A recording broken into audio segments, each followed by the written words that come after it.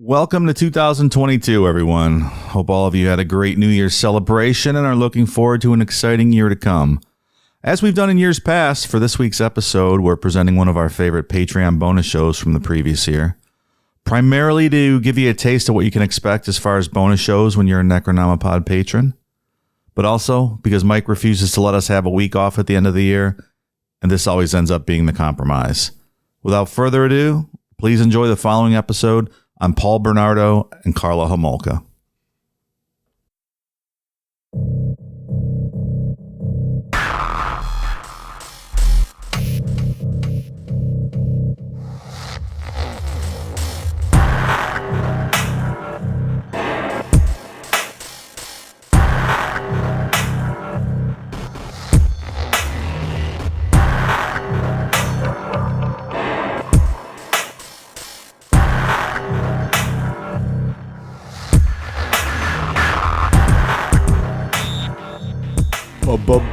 Bonus episode for all of the patrons. Whiskey, beer, tequila, more beer, more vodka, more whiskey, and more beer. Yeah, that about sums it up. I'm feeling pretty good. How about you guys? Yeah, I'm doing all right. You look a little loaded, if I'm being honest. Do I look loaded or do I look fancy with these new microphones we have tonight? They are pretty cool mics. We are literally using the top of the line microphones like a bunch of fancy boys over here. Do we sound pretty good? Hello, testing 1, 2, 3. How do I sound? What are these deep tones of Mike Nomopod sound? Hello, yes. Ian, chime in whenever you'd like. Sounds like the Ted Bundy episode. Yeah. I don't remember. You don't remember that one? Of course not. I remember him. You wrote the book on him, right? Yeah. Well, but, okay. I get it now. I see what you mean. All right. Good. I thought you were talking about like just my bass tone. I know I'm talking about do I not have this the every way week? we're discussing things. I feel like this is how I sound every week. Remember that Howard Stern? From the movie. She's actually Private sitting on the parts. big bass speaker. He's like, here's what I want you to do. I want you to lay that speaker down, and I want you to sit and straddle right on the bass. And then he gets her off with his vibrations. Have you seen Private Parts? Yeah. That movie is so fucking good. Howard Stern was fantastic. I know he was playing himself. Still fantastic in it. Is that Mary McCormick too? Yeah. I like her. Yeah. I like her. I got a crush on her. None of that's accurate anymore after the divorce, but That's true. But in all fairness, the movie ended in like what, 92, 93? My gift to you, AC/DC. I loved that as a kid. Obviously, I marked out to that. I've met Gary. We went a trip to Vegas like years and years ago, back in the old days at the Hard Rock when Howard used to go out there and broadcast every year. So we were backstage. You want a trip out there? My wife and I have a picture with Gary the slow adult, me and him. We talked Gary Delabate. We met. Good for Good you. time, man. It was a good trip. Hey, you did well. I was very nervous how he was going to end that one. Wasn't there And Gary Delabate. Baba Booey, right? Baba Boo, yeah. Wasn't there part of that where you met Air Force Amy? Air Force Amy was backstage with her big fucking hat standing in front of me. The bitch was like 6'5". I'm like, get out of my way, Air Force Amy. I'm trying to watch the show. You mean, in other words, you were like, move, bitch. Get out the way. Get out the way, bitch. Get out the way. Oh, no. The lights out. I'm about to punch your lights out. Get the fuck back. Guard your grill. Sorry, I left some Luda. You never know where this is going to go. I love it. It's true. We've been all over. We have been more over the map than Amelia Earhart. You told that story on a bonus episode. Did I? And we had to cut the whole thing out because it got a little offensive. God damn it. Air Force Amy. Well, he retold it. Yeah. Splendidly, might I add. That is NPR appropriate, I think. No. Air Force Amy is a sex worker at the... Wait, she's not in the military? She was. She's a veteran. So I thank you for your service, Air Force Amy.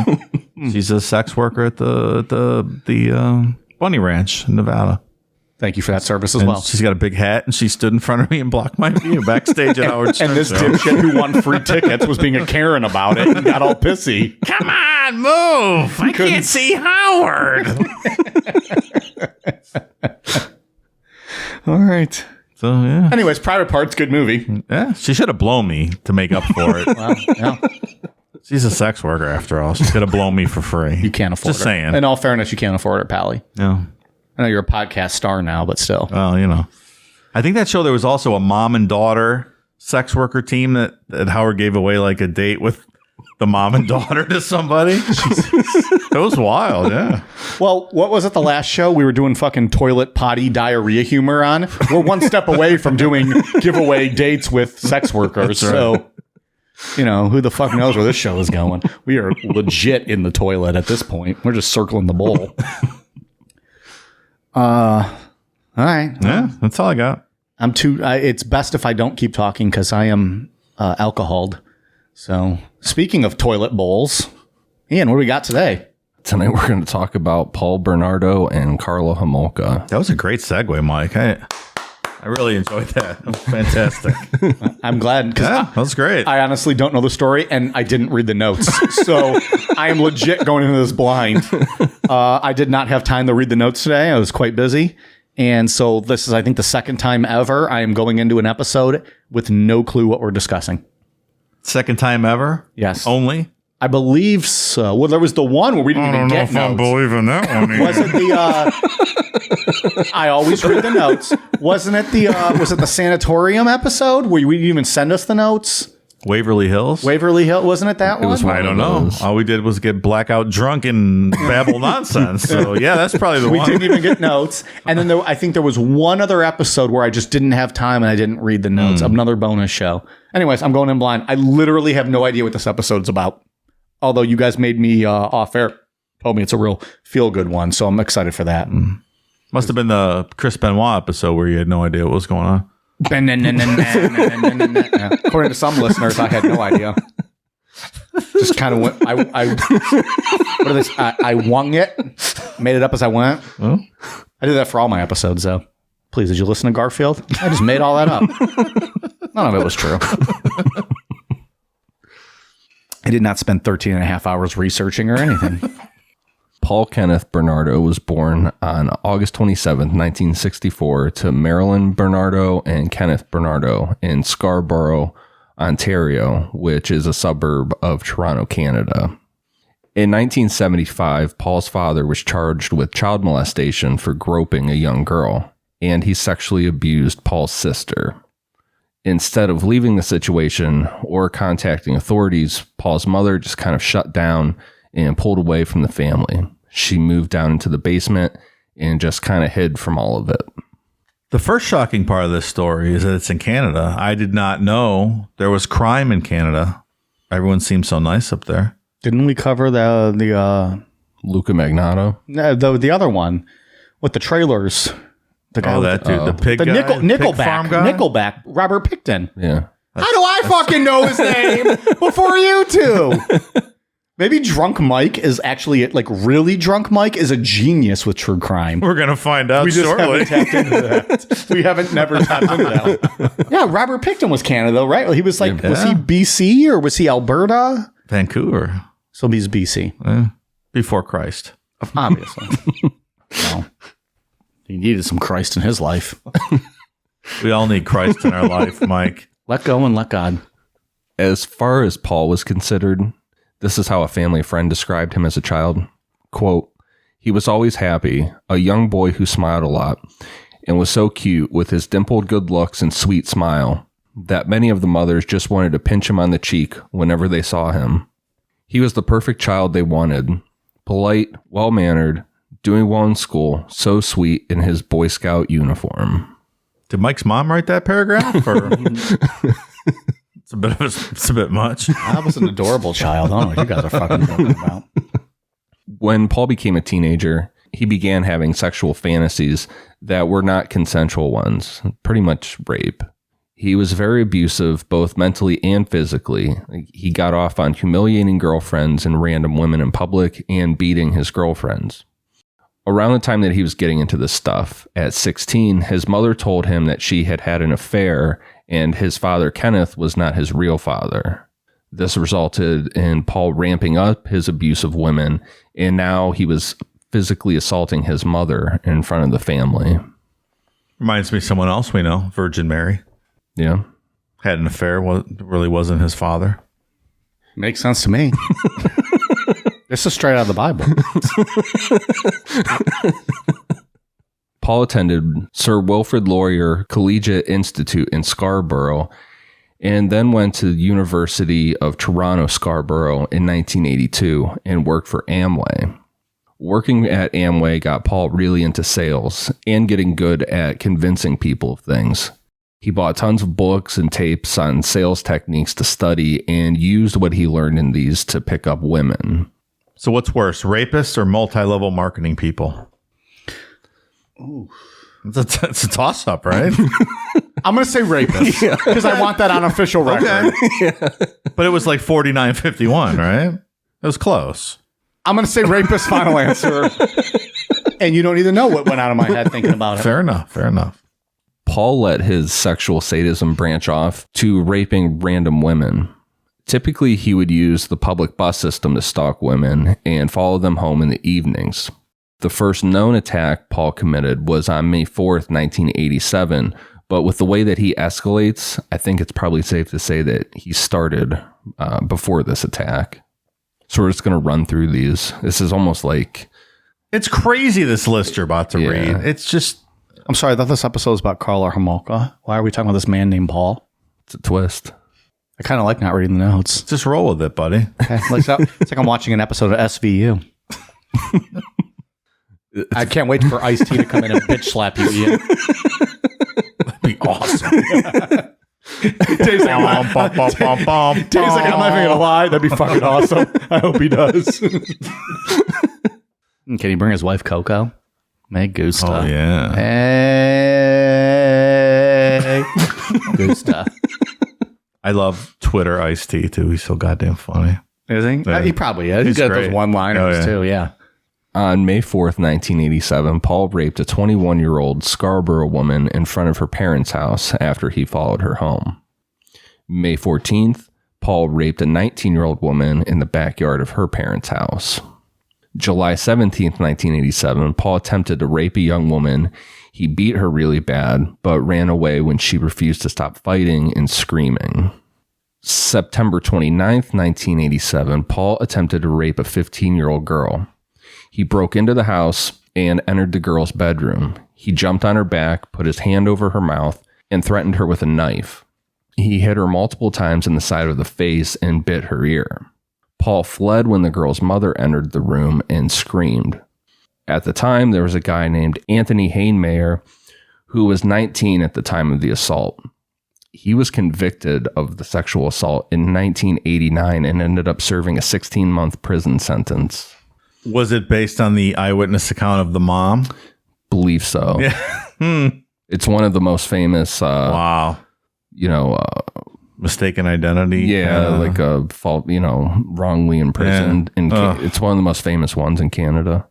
Well, we were just talking about that, right? We were talking about that. Like faulty memory. You mean every episode when they're wrongly imprisoned? What was West it? Memphis 3 off the top of my head. The Mandela effect. Mandela effect, yeah. With what? Oh, false memory. Just false memory, like remembering things that really didn't happen. I think that's part of it. Yeah. In times of trauma, it's probably a little different. I give them more slack than, dumbasses that think Pikachu had black on the end of his tail. Well, I think the scenario is someone breaks in, starts raping your daughter. You run in the room, you see it, you get a quick glimpse of him, and the police pick someone up and show him to you, and he kind of resembles that person, and you're just enraged, and you're like, yeah, that's the guy. Of course that's the guy. But it wasn't the guy. But I don't think you're actively just picking someone out of the blue. No, your I brain think is telling your you, brain is I think that's leading the you man. towards that, Because right. you want to find the man so bad. Exactly right. Yeah, I agree. That's why eyewitness testimony is just not accurate in a lot of cases at all. Yeah.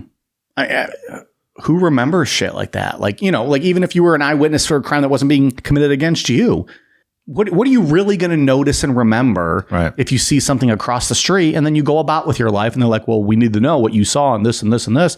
you're going to do your best, but and then they're going to take whatever you say as the final word. That's right. If you say brown hair and a green jacket, they're going to be looking for everyone with fucking brown hair and a green jacket. Meanwhile, he might have had, blondish look, dark blonde hair and a blue jacket. And now he's, it's tough. I think it's one of the arguments against capital punishment because eyewitness testimony is just not accurate. That and the whole murder thing, but okay.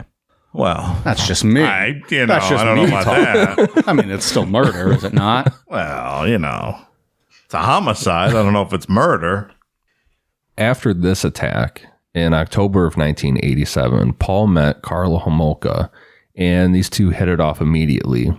Unlike other women Paul knew and had been with, Karla encouraged his sadistic sexual behavior. More of that, which we will get into in a bit. Karla Homolka was born on May 4th, 1970 in Port Credit, Ontario, Canada, to Karl Homolka and Dorothy Seeger. Her father was a Czechoslovakian immigrant and worked as a traveling salesman. A lot of times he got drunk and abused his wife while Karla and her two younger siblings watched. Interestingly, like John Wayne Gacy, Karla was very asthmatic and had to be hospitalized frequently as a child. She spent more time in the hospital than not. Now look here, Pilgrim, in my Canada, you're not going to beat a woman like that. And John Wayne Gacy's, never mind. I was going to say, are we just going to act like that didn't happen? There's no acknowledgement needed. I just have trigger words like John Wayne. Yep. I read my name and I just go into the accent, Pilgrim. That was almost Australian. You almost went Australian on that one. Leave us all in. That's fine. We ain't cutting any of this shit. We'll do it live. Fuck it. I don't know what that means to read us out. I'm getting a beer. I'll be back. Growing up, she enjoyed drawing and expressed her love for animals. And she got a part-time job at a pet shop when she was in her teens. Even though she claimed to love animals, she once threw a friend's pet hamster out the window, resulting in its death. So who knows what the animal thing? Well, it's just a hamster. It's one of God's creations, Dave. That's a rodent. Let's be honest. Well, the way you treat human lives with the capital punishment, I'm not surprised you would just throw a hamster away like that. That's fine. You're going to kill a human. Why not kill a hamster? It doesn't matter. Certain people that don't deserve to be alive, Mike. You know it, and I know it. Ian. People also said that she was a bright student and was liked by most of her teachers. In high school, she dated a guy named Doug and started to experiment with drugs and having sex with him. She had a lot of sexual fantasies based around death and a couple times cut herself during sex. Just like that listener in the listener sex stories, right? She was getting tag teamed on the bathroom floor and brought out a knife and cut herself. Or had them cut her. So the story goes. That's fucking wild. Yeah. People are into what people are into. Yeah. It's not my thing, but there's I don't know. There's a fetish for everything out there, right? You see all that blood, lose your boner and pass out. All that blood goes to my head. I'm like, how cold? Hey, can I get some of that blood in my penis? Because I'm going to need it here in about 30 seconds when I go unconscious. Ain't no Blue Chew going to help that. How many smelling salts to bring me out of this? Just to wake up. Plus, if you fall and hit your head, that's it. Right? I mean, you could die. Mm-hmm. Really, it's unsafe. It's unsafe. Unsanitary, unsafe. And unsatisfactory. Like we said just a little bit ago, when Karla met Paul in October of 1987, the two of them hit it off because Karla was into everything Paul was sexually, and she encouraged him to continue as a serial rapist. Reminds me of Lenny Lake's friend Cricket. Mm-hmm. He was into all that shit. We'll hear about that next week. Okay. We will. Okay. Cindy Hindi with the toy box killer. Oh, yeah. Who is now free. Right. She is walking free. We had a few people message us about that. Cindy, call us. Can we get her on the show? Get her on the show and let Mike read the intro letter again and see if it gets her wet. Spoiler alert. It will. What was he? He's like, look here, bitch. Something. I got you tied up in this little trailer room. looking back, like the fact that we took such a serious and a horrible thing, and I had Country Mike read it. That's not great. I would not do that again. No. Like I probably should have read that one straight. That was before we knew what we were doing. That was before we realized people were like fucking listening. Like not just hello, people are listening to this show. Right. There was a lot of things that we did back then that I was like, looking back now, I'm like, I would not do that again. Like release the Children of God long lost episode. No, we were smart then, and we're smarter now. and people stop asking. It's been deleted forever. You're never going to hear it. I have one copy. It's like that Wu-Tang It's album. called kayfabe, motherfuckers. Just work with me here. I have one copy of it. Did you see the government auction that Wu-Tang? Did they? The one album, That was the it like a pharmacy gold guy vinyl? had? Yeah, this Martin Shkreli had. Yeah. They auctioned it last week. How much did it go for? They didn't. I don't think they said. They didn't say who got it either. Did they just take it off that dude? Yeah, they confiscated it. Nice. Seized it, that dickhead. Good. Like that guy having the Wu-Tang album. Get the fuck out of here. So with Karla's encouragement, on December 16th, 1987, Paul raped a 15-year-old girl. The next day, the Metropolitan Toronto Police issued a warning to women in Scarborough traveling alone at night, and especially those riding buses. December 23rd, 1987, Paul raped a 17-year-old girl at knife point, and by this time, the media began to refer to him as the Scarborough rapist.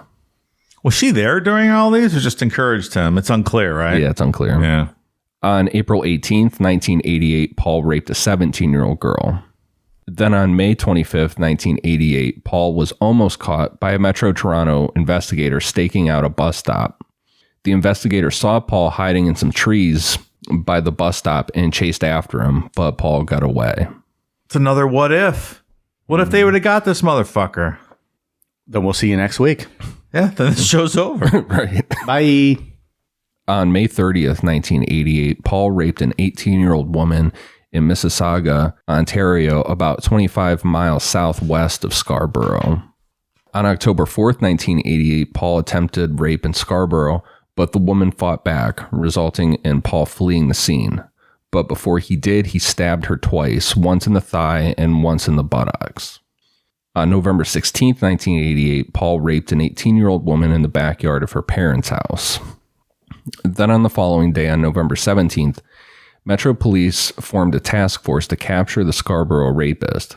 The task force seemed to scare Paul a bit because he didn't strike again until December 27th, 1988, when he attempted to rape a woman, but thankfully a neighbor chased him off.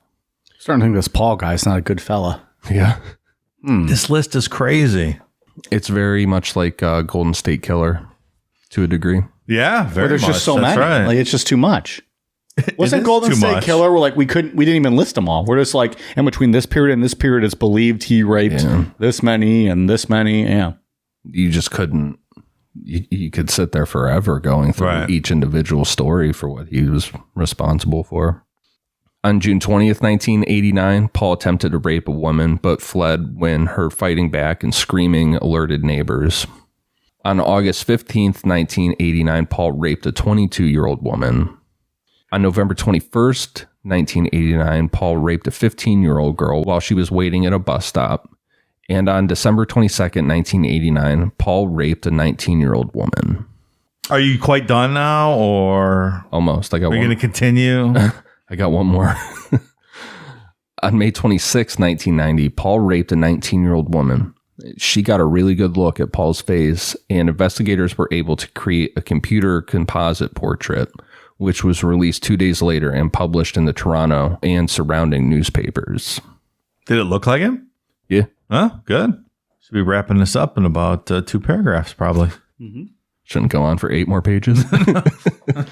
and with that, we'll take a pee break. Whiskey, beer, tequila, more beer, more vodka, more whiskey, and more beer. Feeling good, Mike? Did you get your beer filled up there? Feeling pretty good. Nice. Yeah. Good job. Ready to go. From May to September 1990, police submitted more than 130 suspect samples for DNA testing. Police received 2 tips that the person they were looking for was Paul. The first was in June of 1990 and had been filed by a local bank employee after seeing the composite. The second was from Tina Smirnis, wife of one of the 3 Smirnis brothers who were among Paul's closest friends. Tina told detectives that Paul, quote, had been called in on a previous rape investigation once in December 1987, but had never been interviewed. He frequently talked about his sex life to Tina and obviously to her brothers, and told them all about the sadistic stuff he was into. Police interviewed Paul on November 20th, 1990 for 35 minutes. He voluntarily provided samples for forensic testing. When detectives asked Paul why he thought he was being investigated for the rapes, he admitted that he resembled the composite, but detectives found Paul more credible than Tina and didn't look into him any further. I thought all police misconduct was just in the U.S. Apparently, they have cops in Canada, too, that don't do their job. Okay, good to know. By 1990, Paul was spending a lot of time with Karla's family, who liked him and thought nothing weird was going on. They thought Paul was a successful accountant, when in reality he made his money smuggling cigarettes across the Canadian and U.S. border. So just to hit on that last point, so they have his DNA. They're just choosing not to test it, right? Because they believe him. Right.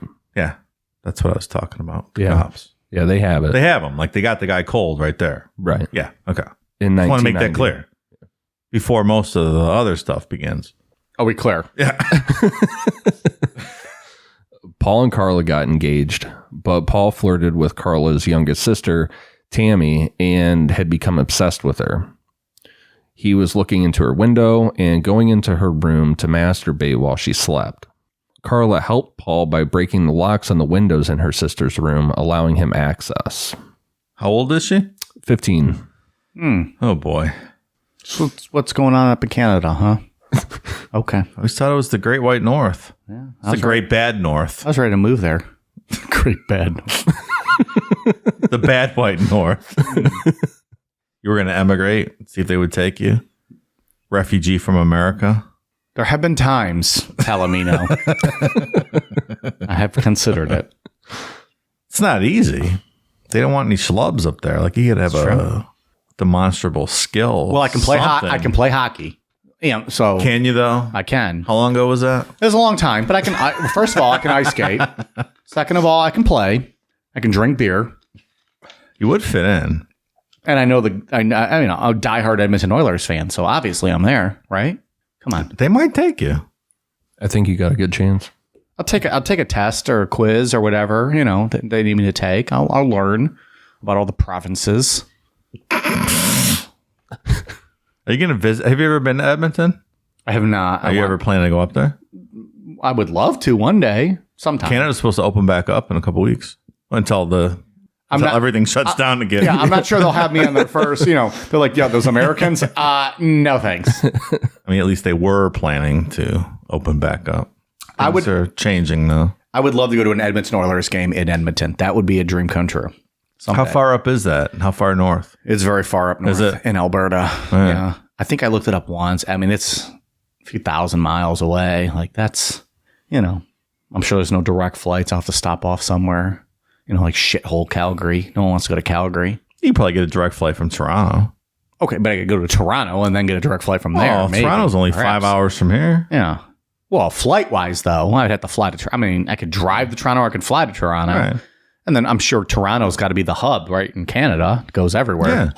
Yeah. Surprisingly. Or Ottawa. Ottawa's their capital. Yeah. I guess it's got to be Toronto, though. That's got to be. Toronto, yeah. That's got to be the big. You can get a lot of cheap flights to Europe out of Toronto, like if they're too expensive around here in our neighborhood. If you don't mind that drive to Toronto, like surprisingly cheap flights to all over A little Europe. more than 5 hours, though, isn't it? It's like about 5. 7. Well, if you drive like a pussy like you, Yeah. I get there in 5 hours. I would challenge that one. I challenge that call, Dave.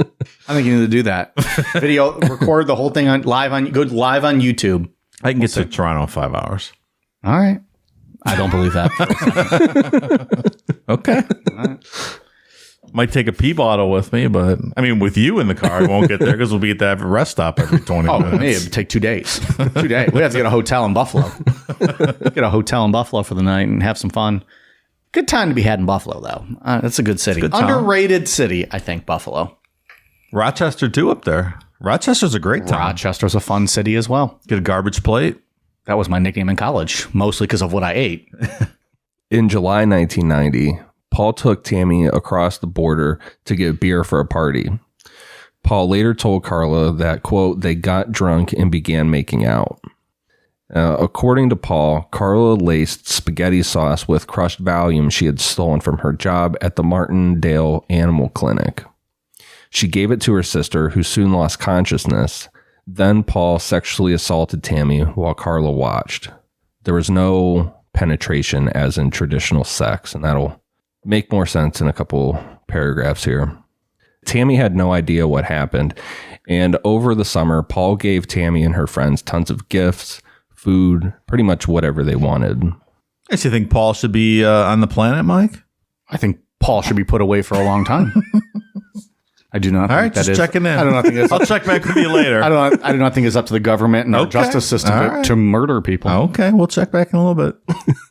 My answer's not going to change. I've said the same thing about the worst of the worst we've covered. Would society be better off without them? Of course. Is it up to us to put them to death? I don't think so. Okay. Now, if there's a vigilante out there that wants to take justice into his own hands, we'll try to stop you, but it is what it is. Okay. Should not be up to our government to kill people. I don't want to live in a society that just thinks it's okay to kill. Okay. 6 months before their wedding, Karla stole an anesthetic called halothane from the clinic she worked at. On December 23rd, 1990, Karla and Paul put sleeping pills in eggnog and gave it to Tammy. When Tammy lost consciousness, Karla and Paul undressed her, and Karla put a halothane-soaked cloth to her sister's nose and mouth. Karla wanted to, quote, give Tammy's virginity to Paul for Christmas. According to her, Paul was disappointed that he was not Karla's first sex partner.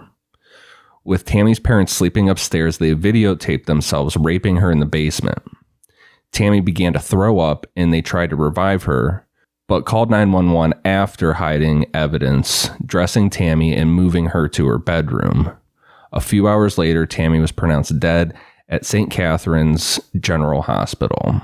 I don't know. That's maybe one of the worst paragraphs I ever read in the course of this show. I have no words. Despite vacuuming and washing laundry in the middle of the night, and despite a chemical burn on Tammy's face from that rag soaked in halothane, the regional municipality of Niagara coroner and the Homolka family accepted Paul and Karla's version of events. The official cause of Tammy's death was accidental, choking on vomit after drinking too much. Not long after, Paul and Karla videotaped themselves with Karla wearing Tammy's clothing and pretending to be her in a sexual manner. All right, come on. Stop. Remember when you said the last paragraph was the worst thing we ever read, Dave? Come on. How old is Karla at this point? Like 19, 18, 19? Like somewhere in there.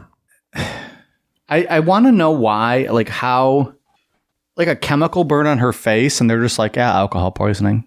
She asphyxiated on her vomit. Like, I don't know. Well, I think it's the second time the authorities fucked up in this whole case. I understand. Yeah. I'm just looking at one thing about a lot of these stories, if there wasn't police incompetence, coroner incompetence, judicial, whatever, we wouldn't even be talking about any of this shit. Because almost all these stories, it's just kind of fuck up after fuck up. And there's always several points within the story where they could have taken a different turn. Right. And I know hindsight, it's hindsight still. And no one's perfect. I get that. But when it's just gross incompetence, it just makes you kind of, people miss stuff, of course. No one's perfect. And this is I always go back to the John Bonet one. And I know I go back to that series a lot, but that was my favorite one we've ever done. Like they moved the body and they covered it with a blanket. They blatantly did things that all of us know not to do. And we have no training in that field. I feel like I'd be just standing in the corner like, probably shouldn't do that. Yeah. Hey, dude. Yeah. Maybe don't touch that. Hey, show those people you just invited into the house that are bringing donuts and coffee. We probably shouldn't do that. I watch Ice-T on SVU, and I'm pretty sure he would not do that. This is not an Ice-T approved maneuver here. If you watch Law and Order SVU twice, you could conduct a better investigation right. than they did in Colorado for JonBenet Ramsey. That's right. Yeah. And I'm not trying to be unfair to police, but for that specific investigation, it was the drizzling shits. You're not wrong. This one now might be the closest runner-up we've had. Like, there was literally a chemical burn on her face. So, like, alcohol poisoning. Yeah. She died. Shortly after Tammy Homolka's funeral, her parents left town and her sister Lori visited her grandparents, leaving the house empty. During the weekend of January 12th, 1991, Paul abducted a girl, took her to the house, raped her while Karla watched, and dropped her off on a deserted road. Paul and Karla called her, quote, January girl in later videotapes. They were all about taping themselves, documenting all this stuff. Tons of videotapes. Mm-hmm. They probably watched them over and over again, too, all the time. Or watch the tape of them killing her or raping her body because they had it on film, right? Yeah. Like they, can you imagine if they're doing all this? No. Of course they're watching that. And then when that tape gets old, that's when they go out and hunt again. Ugh. At about 5:30 a.m. on April 6, 1991, Paul abducted a 14-year-old who was warming up as a coxswain for a local rowing team. The girl was distracted by Karla, who waved at her from a car, allowing Paul to drag her into the bushes near the rowing club. He sexually assaulted her and forced her to remove all of her clothes and wait for 5 minutes while he ran away. On June 7th, 1991, Karla invited a 15-year-old girl she had become friends with at a pet shop 2 years earlier. This girl is known as Jane Doe. From my understanding, her name is still not public, which is good. Good for her. Karla invited her for a, quote, girls' night out. After going out shopping and eating, Karla drugged the girl with alcohol laced with halcyon. When the girl lost consciousness, Karla called Paul to tell him that his surprise wedding gift was ready. Paul videotaped Karla raping the girl before he himself sexually assaulted her. The next morning, Jane Doe was sick, but thought that her vomiting was from drinking for the first time and didn't realize that she had been sexually assaulted. This surprise gift stuff is just... It makes it extra weird and creepy and sad. Like that she wanted to give her own sister's virginity to him. Like, that's weird. Like, it's not that hard to go out and find girls, right? Like, that you have to do this. You can go to like a swingers club and get a girl and be like, here's my gift to you. Like, I'm going to bang her in front of you. Right. Or you can bang her in front of me. Like, what do you got to go down this road You don't have to drug them. This is what when we talked about with Gilberto Valle. This is in the DSM-5 is a mental disorder. Once you cross the path of you're turned on by something that's not consensual, there is no safe word. And even if a girl you pick up role plays, it's just not the same. Right. You need to hurt someone. Yeah, I guess. In August, Jane Doe was invited back to, quote, spend the night and again was drugged. Karla called 911 for help after the girl stopped breathing while being raped. Karla called back a few minutes later to say that, quote, everything is all right. And the ambulance was canceled without a follow-up. Jane Doe ended up surviving, and all these details came out in future court appearances. That's not how 911 works. Don't they have to come out and check it out?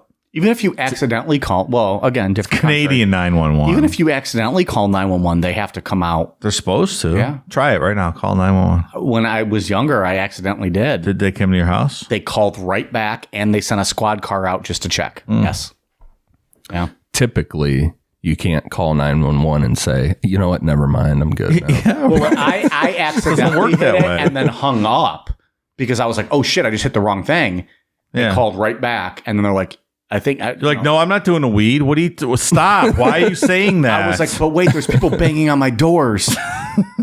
But anyway, yeah, they talked to my dad, and he was like, yeah, everything's fine. It was an accident. And then they sent a squad car out just to... My dopey kid doesn't know how to use the fucking phone. No, I can't remember what I was doing. Probably trying to call, 976 199. No, 199. Bang me out. One of those sex lines or something. I don't know. Hey there, Hulkamaniacs. Thanks for calling at $2.99 a minute. Please. Mean Gene Okerlund would... Stay on the phone as long as you can. Mean Gene... Don't tell your parents. would never have it as 911. So yeah, that was a thing I experienced in my childhood. Oh, that's traumatic. It wasn't really. No. No. It was nothing, We right? were like, yeah, we fucked up, and they left right away. Wasn't that awful?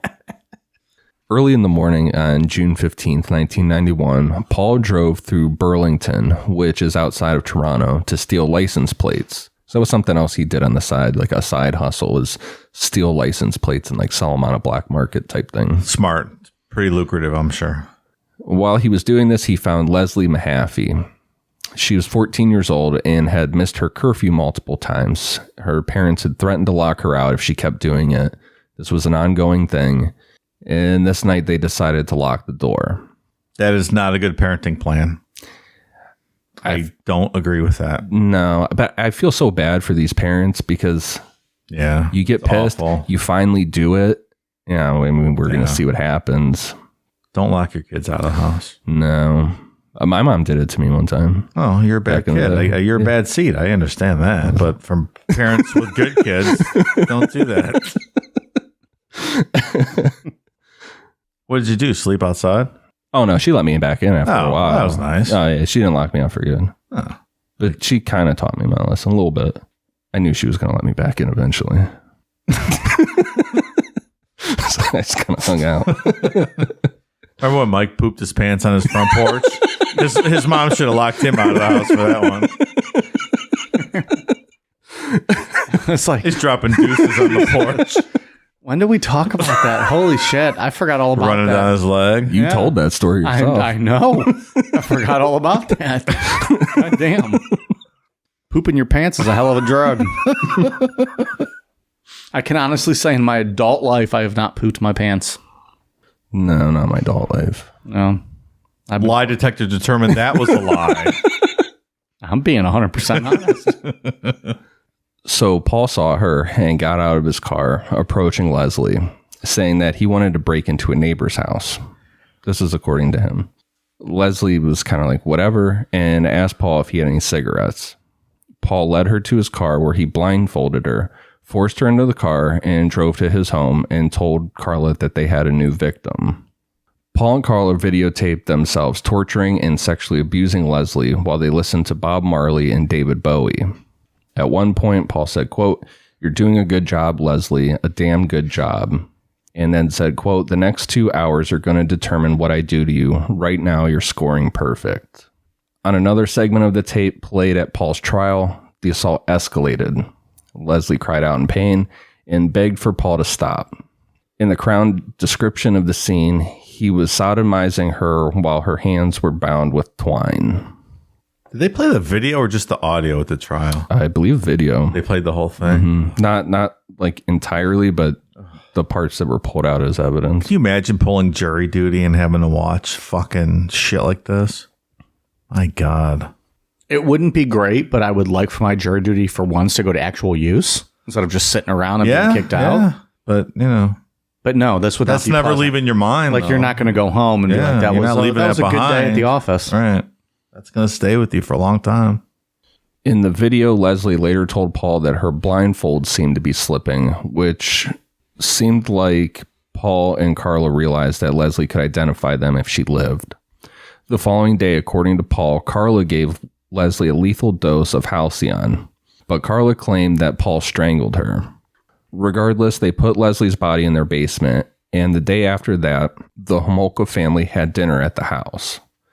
After the Homolkas left, Paul and Karla decided that the best way to dispose of the evidence would be to dismember Leslie and put each part of her remains in cement. Paul bought a dozen bags of cement at a hardware store the following day. He kept the receipts, which this is going to come back to haunt him at trial. Smart move. He used his grandfather's circular saw to dismember Leslie. Paul and Karla then made a number of trips to dump cement blocks in Lake Gibson, which was about 11 miles away from their house. And one of these blocks weighed 200 pounds and they couldn't get it into the water, so they just left it on the shore, where it was found by a guy named Michael Duche and his son Michael Jr. while they were out fishing. This block contained Leslie's head and was identified by dental records. These guys are a couple of dipshits. It's not the smartest plan. No. Picked a hell of an episode not to read the notes ahead of time. Tell you what.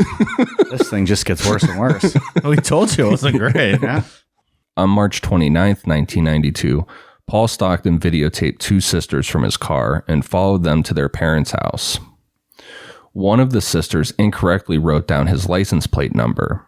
The other sister reported the incident to the police on March 31st, 1992, and received an incident number to report further information.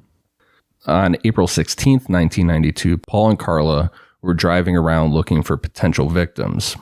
It was after school hours, but students were still going home. As they passed Holy Cross Secondary School, which was a Catholic school in the city's north end, they spotted 15-year-old Kristen French walking to her home nearby. They pulled into the parking lot of Grace Lutheran Church, and Karla got out of the car with a map, pretending to be lost.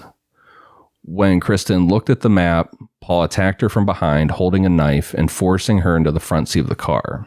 From the back seat, Karla held Kristen in place by pulling back on her hair. You know what's terrifying? There's so many people out there like this just right now. Like the amount of missing people or, people this age that go missing in this country every year is astounding. That's why I said we should probably just throw a tab on some of those people on Dark Fetish Net and just maybe check up on them every once in a while. Something. I don't know what the answer is, but fuck, man, there's some psychopaths out there. Like right now in your neighborhood. There are literally things happening right now that we are going to end up doing a show on in the future. It's not a small number of people either. Kristen took the same way home from school every day, taking about 15 minutes to get home. Soon after she should have arrived, her parents notified police, and within 24 hours, the Niagara Regional Police Service assembled a team.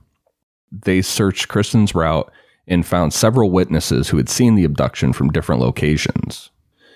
This was all the police had to go on, was a bunch of eyewitness accounts and Kristen's shoe being found in the parking lot where witnesses said they saw the abduction happen. But they didn't get much of a description or anything, like nothing to really go off of. Over Easter weekend, Paul and Karla videotaped themselves torturing, raping, and sodomizing Kristen and forcing her to drink large amounts of alcohol.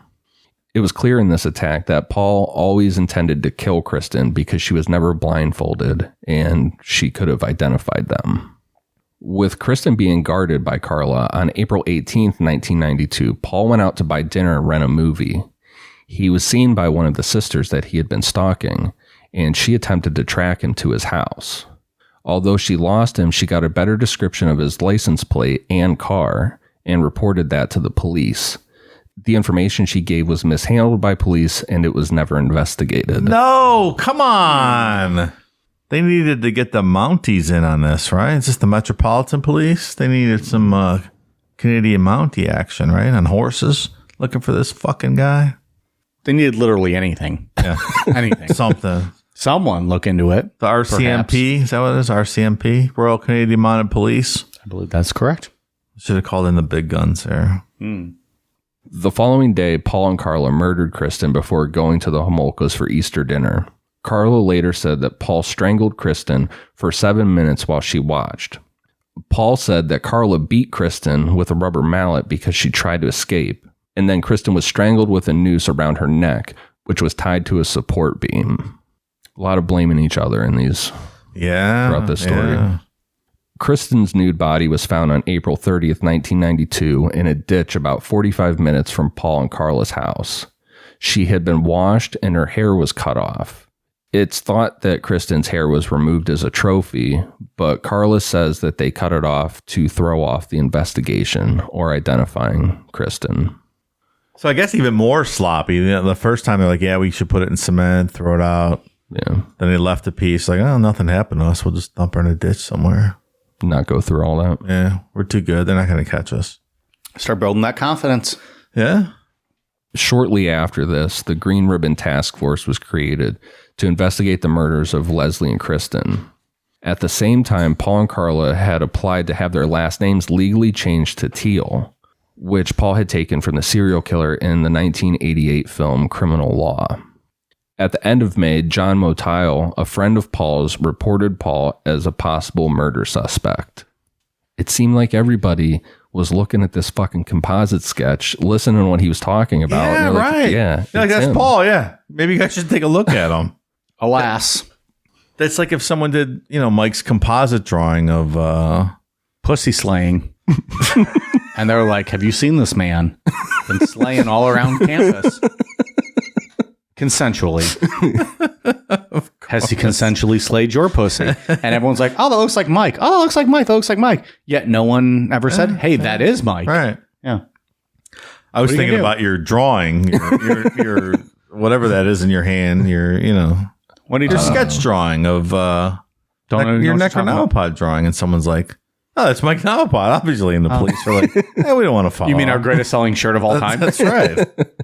Ridiculously, Self-portrait. our greatest selling shirts of all time are my two absurd, drunk buffoonery drawings.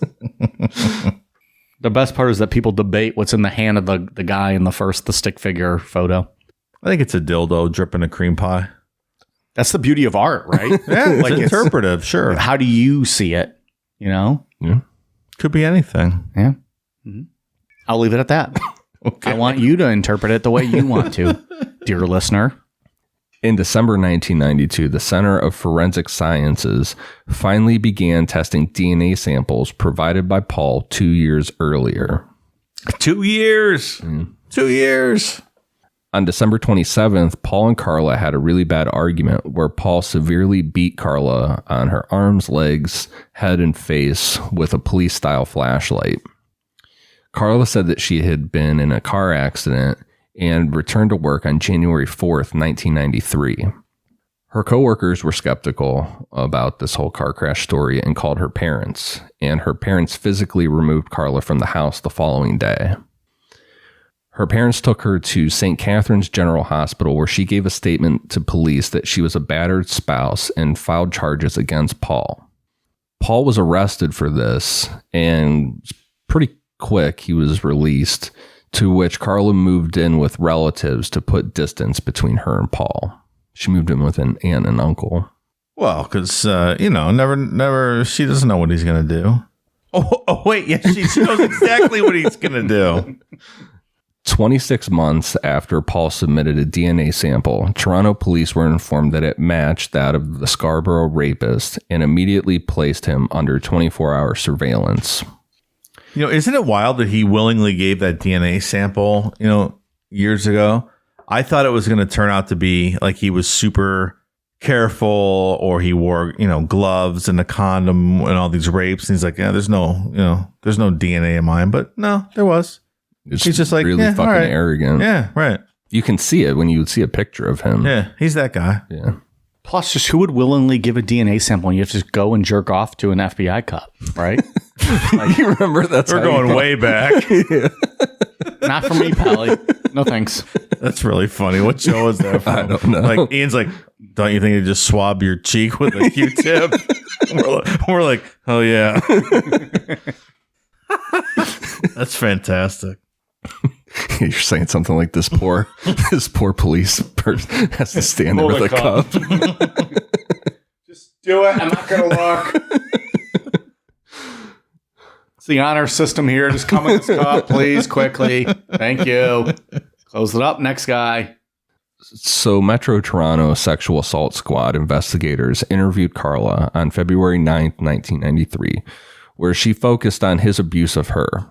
Later that night, she told her aunt and uncle that Paul was the Scarborough rapist and that she and Paul were involved in the rape and murder of Leslie Mahaffey and Kristen French, and that all of these rapes were recorded on videotape.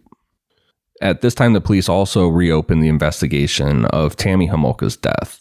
Then 2 days later, Karla was placed under 24-hour surveillance.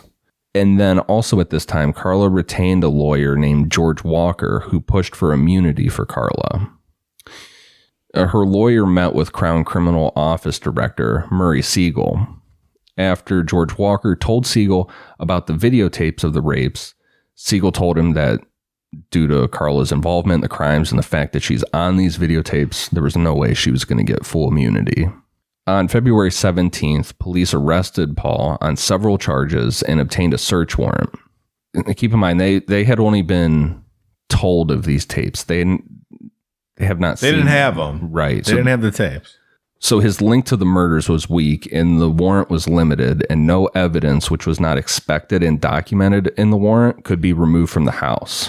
And any of the rumored videotapes found by police had to be watched in the house. That's weird. Yeah.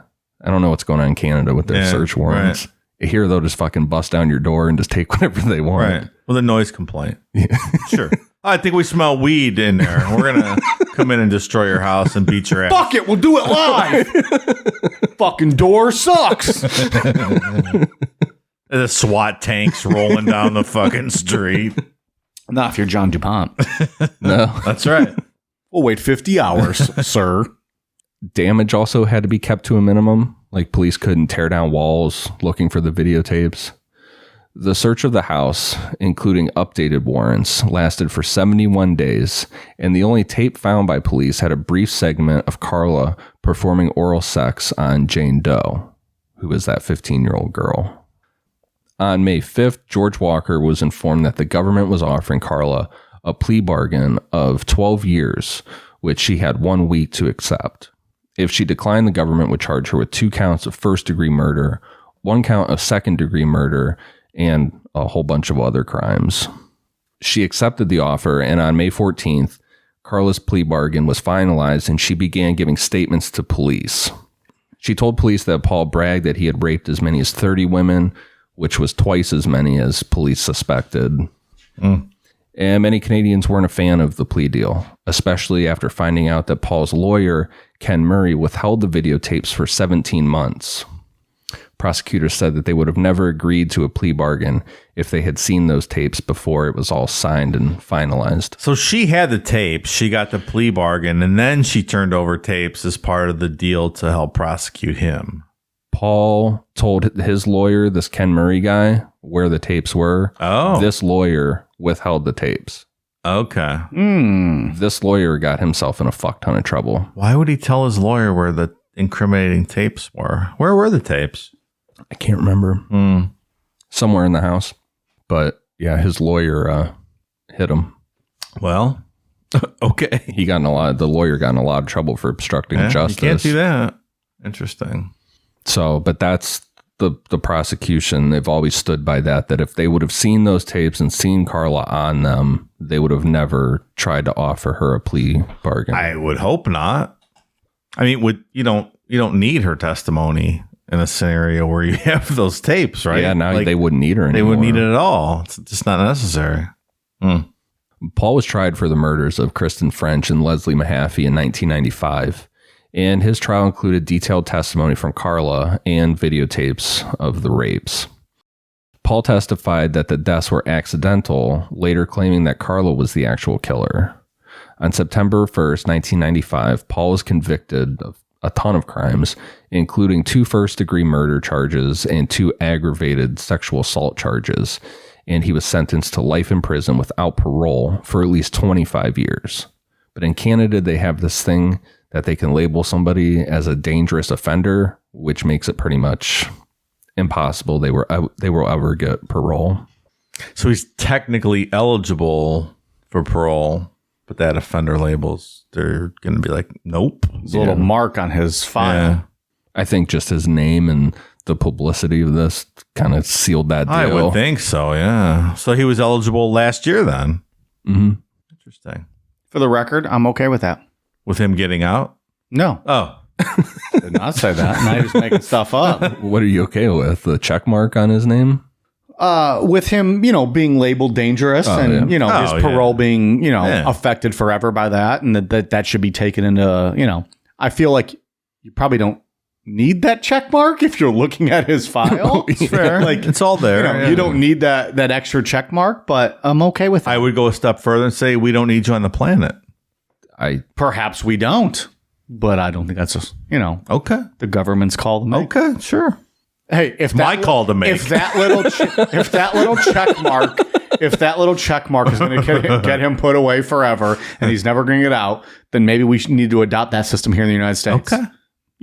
For people that Well, are just check using mark system. for people that aren't, not people that are using marijuana. Oh. They're going to get a little check mark, and now You they're mean not going to get what out. all our prisons are filled up with? Well, of course. Uh-huh.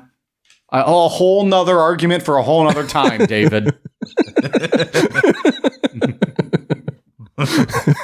He's like, yeah, you're right. What can you say? After Paul's trial was over and Karla testified, she was returned to Kingston Prison for Women to serve out her 12-year sentence. While at Kingston, Karla began courses in sociology through the nearby Queen's University, which initially caused the whole media storm. Karla was required to pay fees as well as personal needs, but she told author Stephen Williams in a later letter, quote, "I did get some financial assistance." From who, Ian? From who? I don't know. Oh. Plot thickens. She later graduated with a bachelor's degree in psychology from Queen's. News of Karla doing this educational stuff were met in the media with a lot of anger, saying, quote, "Nothing has changed. Concepts of remorse, repentance, shame, responsibility, and atonement have no place in the universe of Karla. Perhaps she simply lacks the moral gene."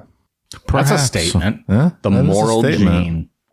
Karla was moved from Kingston in the summer of 1997 to Joliet Institution, which is a medium security prison in Joliet, Quebec, which is nicknamed Club Fed by critics of the prison.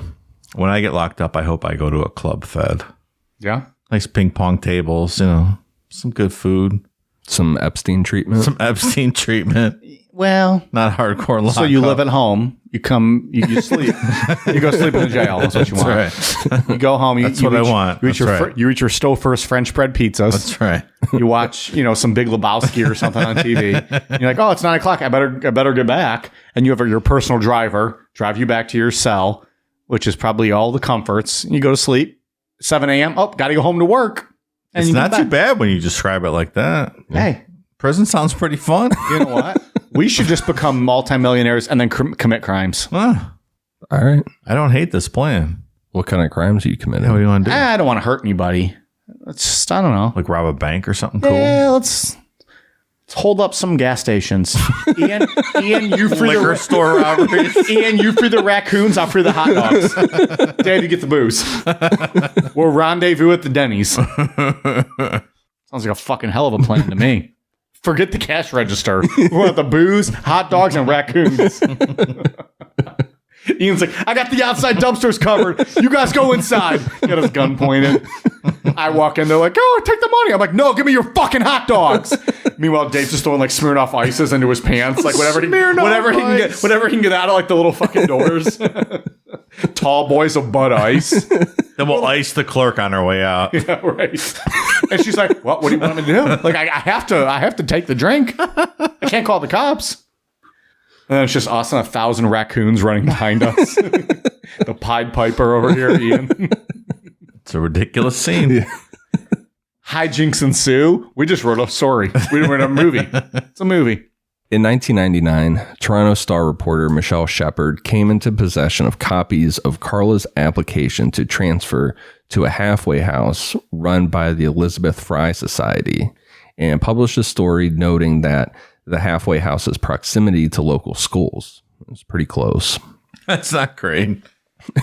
This was ran hours before the Canadian courts issued a publication ban on information.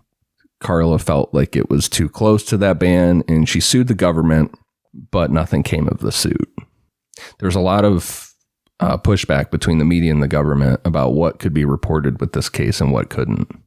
The government pretty much shut down reporters for a lot of the inside information in this. Yeah, I was looking at a lot more of that, and because it's so close to the border, I was reading that a lot of those blackout rules, so no, media could print stories and whatnot in Canada, but all those publications in Buffalo and on the U.S. side all printed it, so everyone had access to the information. They Fuck you, motherfucker. Right? Motherfuckers. So there's a Stop this, bitch. Yeah, right? Canadian courts can't restrict, the U.S. media. Oh, is that how it works? Yeah, usually, yeah. Really? Yeah, Oh, man. amazing. Hmm. So that information obviously got across the border and people knew about it. In 2001, Karla was transferred to a maximum security prison in Quebec. The Toronto Sun reported that while she was there, Karla began a sexual relationship with John Paul Gerbet, who was a convicted murderer held in the men's unit of the facility. Interesting. It's like a men's and women's thing going on there. Yeah. Well, and you that's only unusual. have 14 prisoners nationwide. It's cost effective to Just sure. bunk them together. Fuck it. We'll do it live. According to a former inmate that was really close with Karla, told the Sun that Karla and this Gerbet guy stripped at the fence and touched one another sexually and exchanged underwear. Well, that sounds terrific. Give me your underpants. That's the biblical sense of sex, right? That's right. Give me your underpants, Karla. Prison underpants. Prison underpants. Oh, Give me your granny panties, Karla. sounds great. In December 2001, Canadian authorities determined that there was no possible future use for the videotapes. Everything was done being investigated. The 6 videotapes showing the torture and rape of Paul and Karla's victims were destroyed. The records of Karla watching and commenting on the tapes remain sealed to this day. Is that standard practice to get rid of evidence like that after so long? I guess in Canada it is. They do it here. Yeah, I'm sure you can't keep it forever, right? A lot of that was one of the issues with the Golden State Killer stuff. Is some of those police departments cleared house and they needed room, and some of those rape kits were one of the things to go. That wasn't even a cleared case. Yeah. So Oh, that's terrible. I mean, Cleveland had a big, or was it the state of Ohio in general, where the rape kits were never tested? Like after the Anthony was Ohio. Sowell guy That was came Ohio. out, like statewide, yeah, like they just didn't follow up on a lot of that stuff. yeah, that seems to be a pretty standard issue going with a lot of places. But what if something came up like, I guess at some point you don't need it, but it just seems like there's a vault somewhere you should put that stuff in case you ever need it. I don't know. Maybe someone's parole hearing or something, you might want to take another gander at it. Perhaps. Like, oh, this is what this guy did, in case you were thinking about paroling him. I don't know. Yeah, it does seem weird just to destroy the evidence like that. I guess if you're one of the victims on that tape, though, you'd probably prefer that just to know it didn't exist any longer. Well, it make you feel better, Yeah. but at the same time, if you know it's going to keep that guy in prison or that female in prison forever and ever and ever, Yeah. they can replay it every parole hearing. Yeah. It's gonna Or you make- think about cops in the lockup room watch. I don't know. Well, I just might feel better if now it you're was getting gone. you're getting a little deep cut with that. Who knows? I don't know. The Just accuse cops of. Never mind. I'm not going to say. Not going to say what you just accuse cops. I'm just saying, if you're a victim like that and you know there's a video record of it, like You don't want that. you don't want anyone, to know it's in the Sure. world, and someone could Sure. just view it at any time. I get that. Colorado police, I can't remember. Same ones probably investigated John. They destroyed the basement tapes of Dylan Klebold and the other one Oh, with well. Columbine. Sure, There's transcripts. I don't know if complete ones, but they destroyed the tapes so they didn't get out in the world. But those guys were dead. Yeah, I'm just saying evidence gets destroyed. I understand, but with that situation, well, you never know though what can pop up. I get it. It's a judgment call. What if there all of a sudden became a new suspect? Yeah, You I need know. to review that old evidence because maybe there was somebody that wasn't a part of the shooting that day in Columbine, but that was manipulating it behind the scenes or a part of the plan. And, they could review those tapes to get some evidence. There's no right answer. It's just I don't it's an know. interesting That's- question, though. I'm officially against that. Do you Destroying think the all evidence should be held in? I don't know if all. I mean, I understand that's strong. I mean, where are you going to put it all? That Right, gets intense, but I don't know. That's just it's odd that you're just going to do that. It is. Not odd. That's not the right word. It's so final. It's so final, and you can never go back to that. It just seems like you can save everything digitally now. Like there's no. Well, this is a long time ago, but like nowadays you can digitize everything. 2001, you could probably digitize. Yeah, it it, right? doesn't seem like there's a need to get rid of everything. But again, if it was So me, you think any file that you would about any case that hasn't been officially closed, they should always just keep everything, I don't know, right? But then it could be hacked. like a Kennedy assassination. Like, you know, Probably. you should probably keep everything. Probably. But then again, you know, then Russian hackers have a copy of it, and I'm not even it's saying on the dark digitized. web. I'm not even saying I don't know. digitized though. Like any evidence they have should be stored away, right? Like the limousine he was shot in, you know, the gun that was used. I would think so. Anything else they have that we haven't been told about? For that case, I would think so. That's appropriate.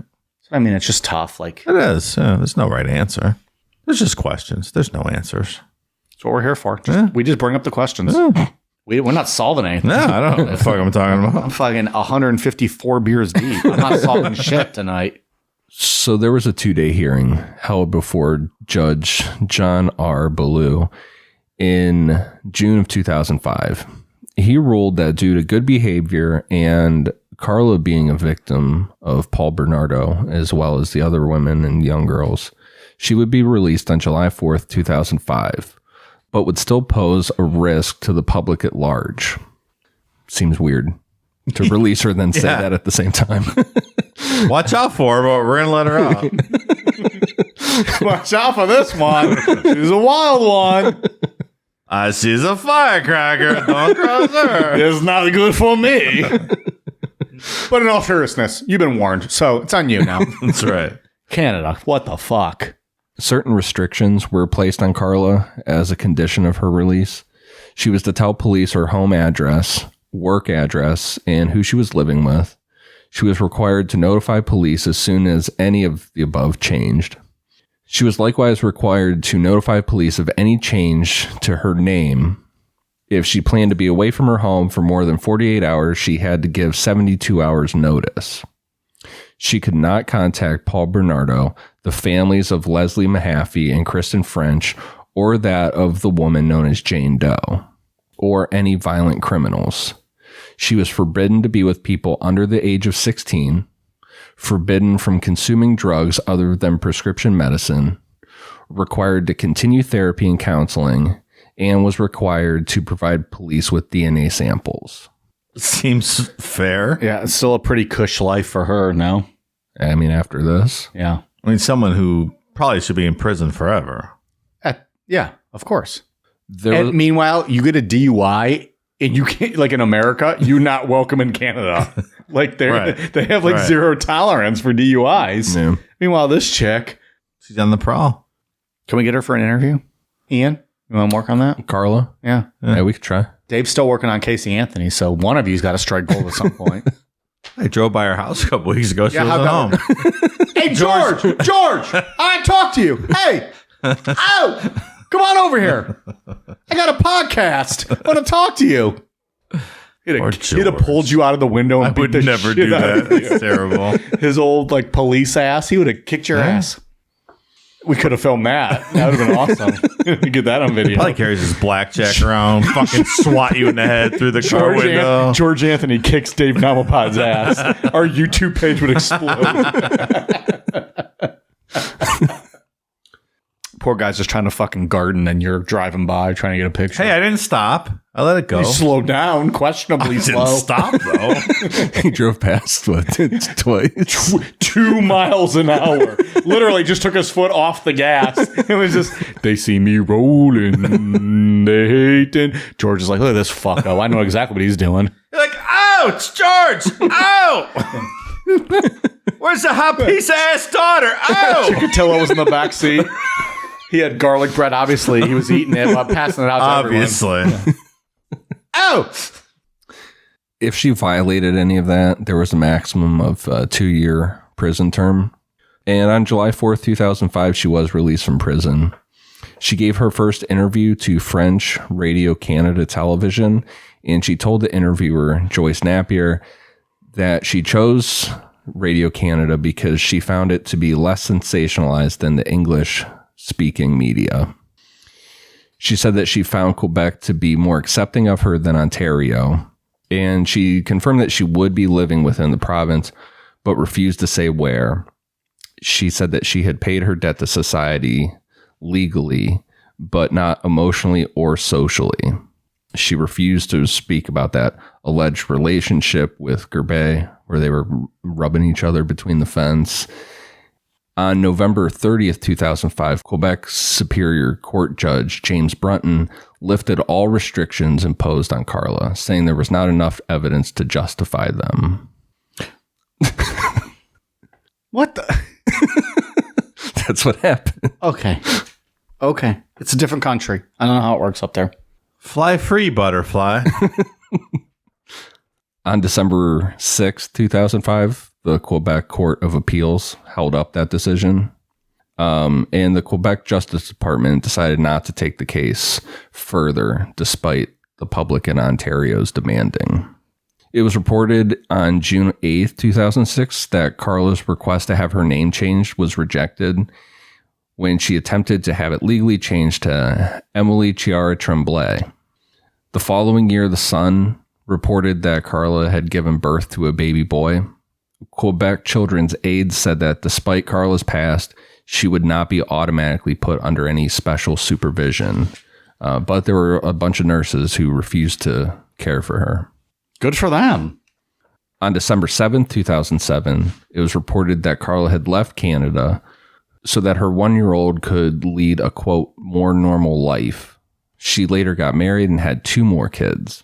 As of January 2020, she lives in Salisbury de Valleyfield, Canada, without her husband or children, but it's not clear as to why she lives alone. I got a pretty good idea. Where did she go when she left Canada before she came back? It's not clear. Not clear, huh? Where did she live? Montana.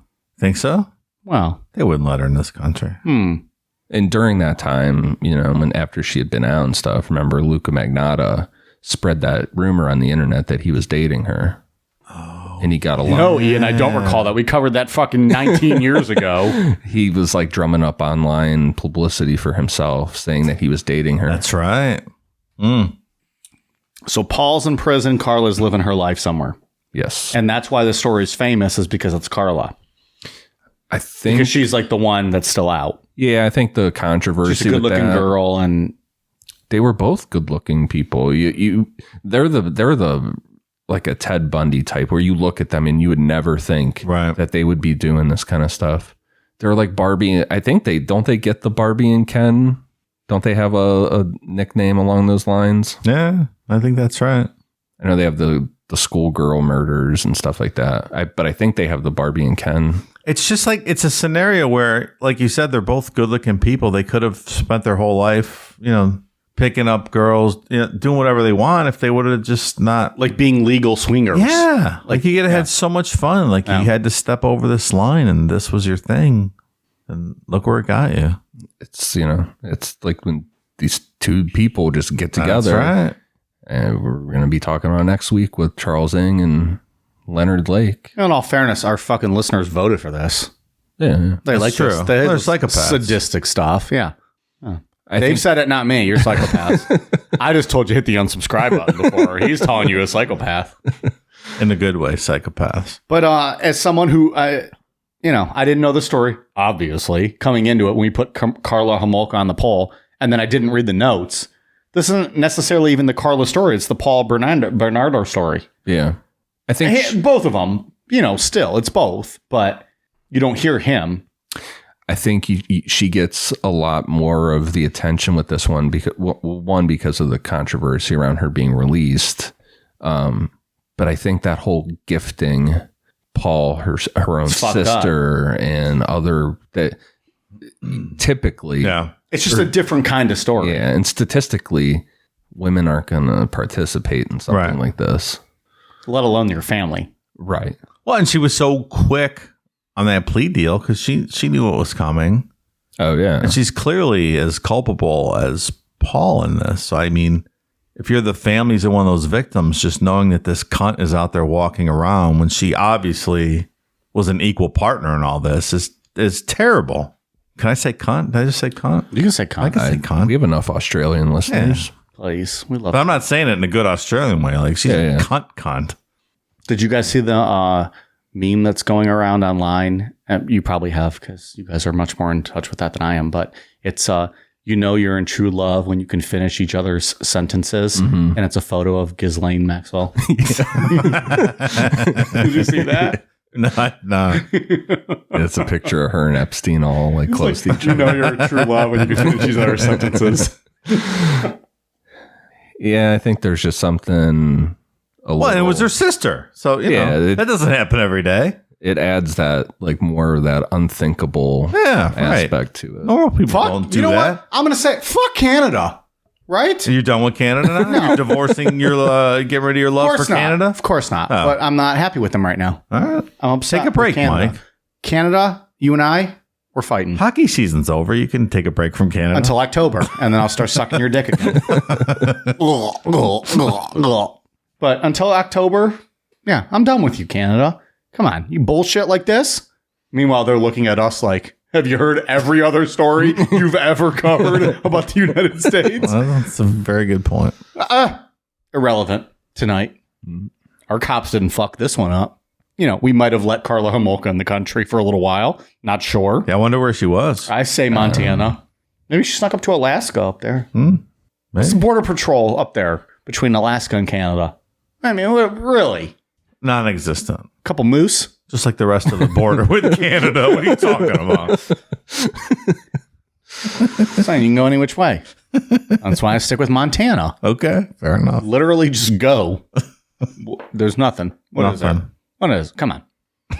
You can go to like Washington. There may be some border, maybe a little patrol. bit. You go to Niagara. That's it. That's it. Canada's like, take them. Unless they got a DUI. Get the fuck out of here. How dare you, sir? And they really do take their DUI seriously. Sure. Fuck. They're like, up in their fuck country. you. The whole country's drunk. You don't drive. Well, they got enough of them. They don't want any more. Also, you can't drive in snow. It's just nonstop snow. Wow. Like, you're better off just ice skating to wherever you got to go. Leave your apartment, put on some ice skates, go on down to the arena, watch some minor league hockey, right? I don't know. That's how I picture it. That's my dream world in Canada. I'm ice skating everywhere. It's snow 24/7, 365. I never have to wear shorts or worry about sweating. I just ice skate everywhere I want. Ian, imagine what this guy's dreams are like. He's fucking skating around Canada. La, la, la, la, la. Sounds fine. Huh? I got a Molson in my hand. Just drinking Molson while skating down to the market. Huh. Dave, don't lie. You kind of like it a little bit. So, what are you doing to my dream, eh? See? Everyone's happy. You're just happy, and you're drunk, and you skate, and no one's hot, Dave. Yeah. There's no humidity. All right. No heat. So, you mean I have healthcare now, eh? Yeah, right? Hey, So great. I love it up here. you mean I can just go to the doctor? Like with no copay or nothing? What's a sick day? Problem is, you get murdered. Investigation might be a little lackluster. It's Life's a trade-off, Mike. Life's a trade-off. Don't get murdered. You know what? In all fairness, in America, you have like a 1 in 3 chance of getting murdered, and the investigation's still going to be pretty shoddy. Probably. Right. We'll see. You never know. Up there, it's like a 1 in, 400 million chance of getting murdered. See? Take your I chances, think folks. your odds are probably a little better. So whose fantasy world is looking pretty good right now? I'd like to ice skate everywhere and have that 1 in 400 million chance. So there were no gunshots here today, huh? What's a gun? I've got a spitball gun. I'll shoot you, eh? Better take off, hoser. Hoser. Have you ever seen Strange Brew? Yes, great movie. It's one of the Fantastic. greatest. Fantastic. Have you ever seen Strange Brew? When they serve It's their so dad fucking that funny. beer after they pour it in the dog. Bob and Doug McKenzie. It's so great. It's the most Canadian film of all time, Ian. It's literally the most Canadian film of all time. Highly recommend. Okay. I don't know where we go That's from a there. feel-good story of the day. Yeah. I'm sorry I used the C word, but this person's terrible. It's fucking Patreon. Like, these people are... I apologize. Oh, stop it, cunt. See, I made it better. Don't call me that, bitch. No, it's calling all of our listeners out. Oh, okay. Guess what? They don't care. They love that. They love it. Call us cunts. We love it. There was a lot of psychologists that talked to her throughout this whole process. We could have talked about that forever. The general thing was that, what she has is not curable. The ability to do that. and be sexually attracted to it. Like the ability to kill someone and then the ability to be sexually attracted by killing someone are two totally different things. So the ability to offer up your sister like that's something you don't see serial killers do. Yeah. Unless that's different. It's Ed Kemper killing his mom, Yeah. But that's even just him. Right. He had his mom issues. That's in a rage. This is built like up. offering up your family to somebody else. Like That was that was his Christmas present. Yeah. It's just off the chart depravity. So is she the famous one of this because she's free? Because they're both awful, but he did just as much as she did, but worse. Well, I think it's her sister, and people hate her. It was her sister. She gave up her sister, and I think she got off. Which really, I mean, she deserves all that hate. But I feel like we're not hating on Paul Bernardo as much as we should be. Like this guy is, It's the scum of the universe. Without a doubt, sure. He's on the same level as the Golden State Killer. Yeah, right. You know, I mean, all those rapes. Yeah, this is. I think it's just because she's a woman as part of a lot. It's unusual. A lot, yeah. And that she's back in the day, she was a very attractive woman. She was, huh? And you typically, just in like media, newspapers, you would not see that. So, like, she could have got into anything she wanted to get into. She's like a pretty girl. Like, she could have done whatever she wanted. There's trying to say pretty girls can do whatever they want, Dave. Yeah, that's exactly what I'm saying. Maybe one day, how the world works. Maybe one day one of them will want to be president. Just saying. I don't know what you're getting at, Mike. Just saying they can get whatever they want. I don't think that's a fair statement. No? I mean, I don't know. I'm exaggerating, of course, and speaking in absolutes that don't always apply, but generally speaking, beers deep. I don't know. Like, she could have acted out most of these fantasies and whatever without crossing that line. And this fucking clown that she got herself mixed up in. That's all I'm saying. It's a sad tale, friends. It's a very sad tale. Yeah, this was not as feel good as I thought it was going to be. I noticed you jerking off under the table during. I think you liked it more than you're letting on. I think you misunderstood. I had my phone on. I was looking at other stuff at the time, obviously. Oh, Casey Anthony pics. New 2021 photos have been released. She's getting thicker and sexier. Is that right? Just saying. I haven't checked up on what she's up to. Or her new I pictures. check frequently. I know. See if there's ever any new photos that pop up of her. See her at the bar, or people paparazzi take some photos. Yeah. Throw drinks on her. That was a work, though. Was it? Yeah, she did it on purpose to get some publicity around her. Her new show. Investigator thing. Something that she's up to. Yeah, that was a work. Okay. Life is a work at this point. I really feel like life is a work. Right. Like, goddamn. I got to work for her if she needs it. Yeah. I mean, I feel like she'll hear you out. She will definitely hear you out. Who worked this cock into your mouth? I always like when it has to go just a step further. Like it's wait. I mean, you don't want to get her pregnant. Pause. It's like Borat. You just want to stick to the mouth. It's like Borat. Pause. You know what a pause is? Pause. This tie is black knot. All right, good show, fellas. That was fun. Was it? No, not really. It was horrible, but this was a show. This was a show, fellas. You know, the other thing I wanted to say too, I think the fact that a lot of it was videotaped adds a whole different layer to the publicity surrounding it. I think there's something we'll see next week or next 2 weeks with Charles Ng and Leonard Lake. There's something about videotaping that adds a different layer to it as well. I completely agree. Can't imagine having to be one of those police officers and have to sit through that. Well, now they don't have to because they just delete it all, right? Well, this lady's walking around free, and all videotape is now deleted forever. I kind of get the argument behind destroying those. The case is over. We know who did what.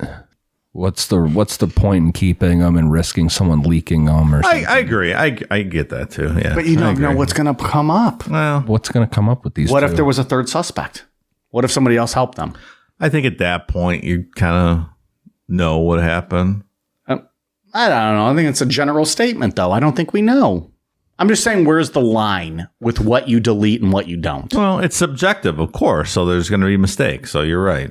Some cases are people are going to destroy stuff they probably shouldn't have. Sure. That just reminded me of The Office when he gets in trouble for the jokes. He's like, "Where's the line?" Where's the line? Along that same vein, I mean, there's people today that their job is to, like kiddie porn investigators, and like that's what they do. They have to review, kiddie porn. Yeah, sounds awful. Like, how do you do that? Sounds awful. How do you spend your day doing that and go? I don't think you should be deleting any of that.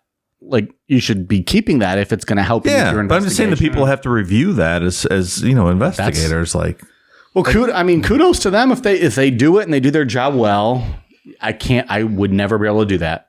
Right. Like, how do you not take that home with you? Like, how do you do that? I don't know. I don't know how you do that every day. We were talking about deleting stuff. Well, he was talking about the cops that had the. He was talking about Michael Scott making sex jokes. Well, before that, he was talking about the cops that had to view those videotapes, and I mean, or even like think of a jury that has to see that stuff. That's not. Someone's got to do it. I guess is the point. Yeah. I just get nervous when you talk about throwing away evidence, like just deleting it. I get that. Obviously, it was there for a reason. And for cases like this, like we're obviously covering this case, it's a big name case. No, yeah. Maybe you don't throw all that stuff away. I think when he's locked up forever, maybe. And she's walking free. Walking free. But she's not going to get convicted again. I mean, I think it might bring some peace to the victims to know that evidence of that is no longer in existence. So I get that. Maybe. I mean, there's no right answer. I don't know. It is what it is. If it was me, I would, when the case ran its course, I would like that evidence destroyed. I would feel better knowing that doesn't exist. You would want to know the case ran its course. Sure. I think it's pretty clear the case ran its course here. But I guess that's subjective in some cases. So I get your point. Still walking free. But that's that. I mean, but there could be any little thing they get her on. Maybe there's something else you get her on. If I'm a victim, I want this girl locked away forever. Well, I think that immunity deal. Get her on something. It's not going to let that happen. I'm sorry. I was too drunk to even remember an immunity deal. Did we discuss that? She got a plea bargain for 12 years before the tapes were seen. I'm sorry. I am shit-faced right now. You don't remember that? No, sir. I'm going to be honest with you right now. I don't remember most of what we just talked about. I kind of just blanked out while you were talking and was just daydreaming on and on. Just being honest. I didn't read the notes. What are you daydreaming about? Life. Yeah. He's up in Canada. So, what province am I in today? Skating around. Also, I don't want to hear about like all these rapes. Like that sounds terrible. I skinned my knee. Where can I go for free health care? They're like, oh, literally anywhere. We'll help you out. Get you covered. Hey, you want a cancer screening? Hey, we'll just check you out. That's right. Oh, you got a little bit of cancer. We'll just remove it. No problem. Like the word deductible doesn't exist in this country, right? They're like, what? They're like, deduct a what? Here's a case of Molson. Have a good day. Want a moose burger? I would try that. Would you eat that? Moose? Yeah. I'll eat anything. That sounds all right. Yeah, why not? No dogs. I will not eat a dog. I will eat just about anything else. Yeah, I probably wouldn't eat a dog. That'd be a little rough. Bison burgers are the best, for the record. Yeah, a little dry. Not terrible. Well, if you cook them too dry, they're so lean. There's no fat in there. You can't cook them, and they dry out real quick. I had some dynamite bison burger in my day. Oh, the end. I thought we were going to go into more detail there. Well, I don't want to. I got to kayfabe a little bit. I can't get. So I was masturbating, eating this bison burger and having a Molson. Then I went and got a free physical. It was a terrific day. That sounds like a perfect day. I mean, I don't know about you guys. Is that not a perfect day? I got a letter in the mail. I'm like, oh, no, this is my deductible. Like, no, it's just a thank you letter for coming in. Zero due. It was terrific. That's all I got. You got anything else? No, I think I said everything I had to say. All right, Dave, you got anything else? No. Fucking depraved couple of people here. Yeah. All right. It's not getting any more fun. No, clearly not. No. What, doing the show, you mean? While Charles and Leonard come. Yeah. That's way worse. Yeah. I'll take your guys' word for it, and we'll find out as we go. I'll read those ones ahead of time so I know what to expect. All right, we got anything else to plug? I guess that was been about it, right? Get this done in under 2 hours if we end in the next 10 seconds. Bye.